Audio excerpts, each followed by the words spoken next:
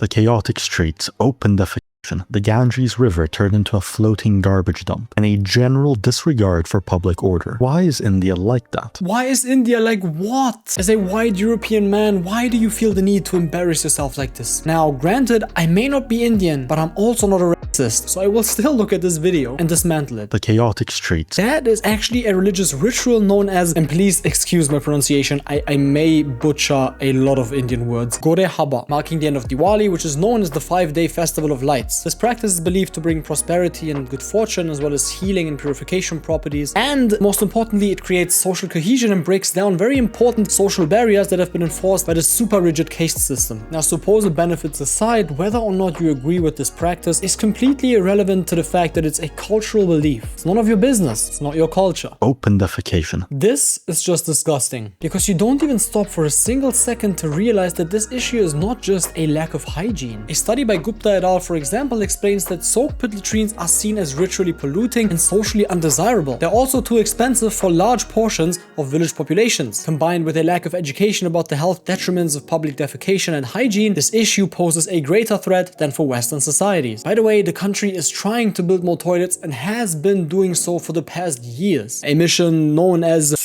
Swach Bharat. I'm so sorry.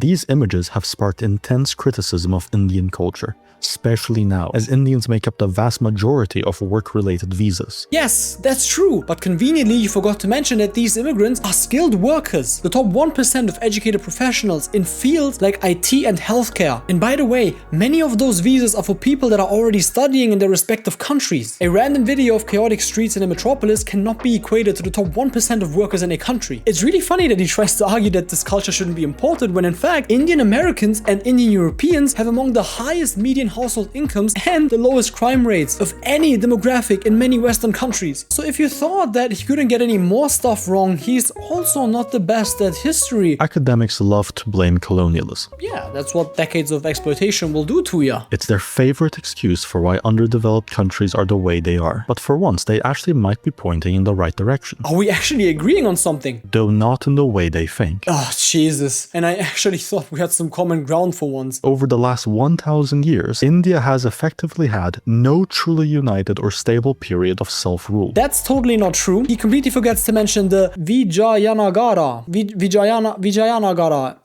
How's that pronounced? Vijayanagara. He completely forgets the Vijayanagara Empire that ruled from 1336 to 1646, and the Maratha Empire from 1674 to 1818. So a combined 454 years of self-rule. I guess that's short and fragmented. Their history is one of being routinely conquered, fragmented, and exploited. Exactly. Only now is India recovering into a rapidly growing economic power with rising influence. This resulted in a unique culture that adapted to survive dealing with powerful foreign and often... Stop. Did you really have the audacity to claim that the average Indian man is weaker than an average Western woman? Besides that being a clear dehumanization tactic that is somehow supposed to prove the white race's superiority, the study he cited explicitly says while Western populations had more grip strength on average, men were stronger than women. Period. You may think that a person at some point starts to feel a sense of embarrassment for getting everything wrong, but it does get infinitely worse. An example of this adaptation is Jugaad, translated as hack or workaround. Effectively, the principle that being able to get around the rules and take advantage of the system is virtuous.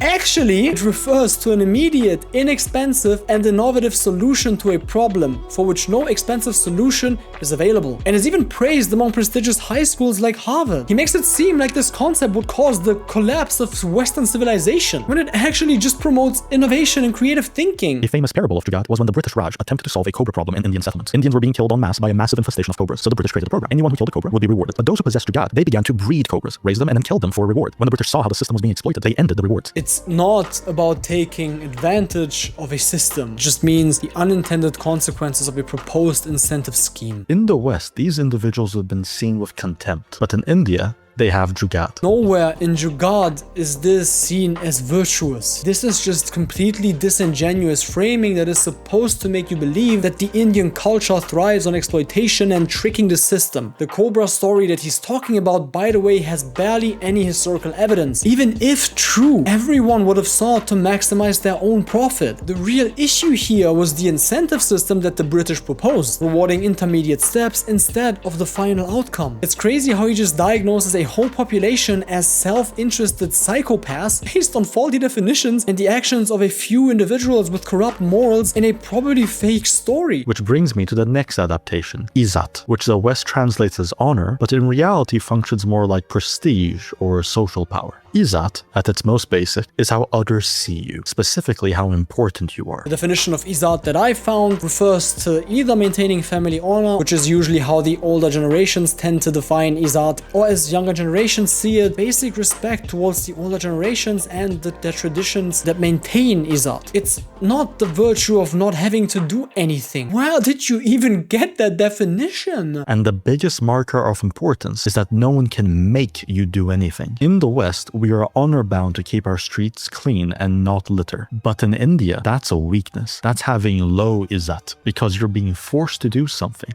that doesn't directly benefit you. Okay, that's a gigantic stretch. Making Westerners look like virtuous knights while depicting Indians as some kind of savages that only care about themselves and their own comfort is insane. It's not an excuse to litter. It's about deep breaches of one's honor, reputational damage that warrants repairing, not trash on the damn street. This is why they don't have orderly lines in India. Standing patiently in line is low izzat behavior, when you can just push your way through. Or you just want to get to work punctually in a population of 1.4 billion people that are trying to do the same as you? They don't have orderly conduct is so demeaning and dehumanizing. The separative language is honestly disgusting. You pretend like Indians are a completely different species on a different planet. They are humans just as we are. They deserve the same amount of respect that you demand from other people as well. Indians are not second-class citizens to the world order, you freak. Also, have you seen what Japanese trains look like? A busy morning in Shibuya is probably even worse than this in India. And Japanese is the model society for a white man, isn't it? And I love Japan, by the way. The bigger question for the West is,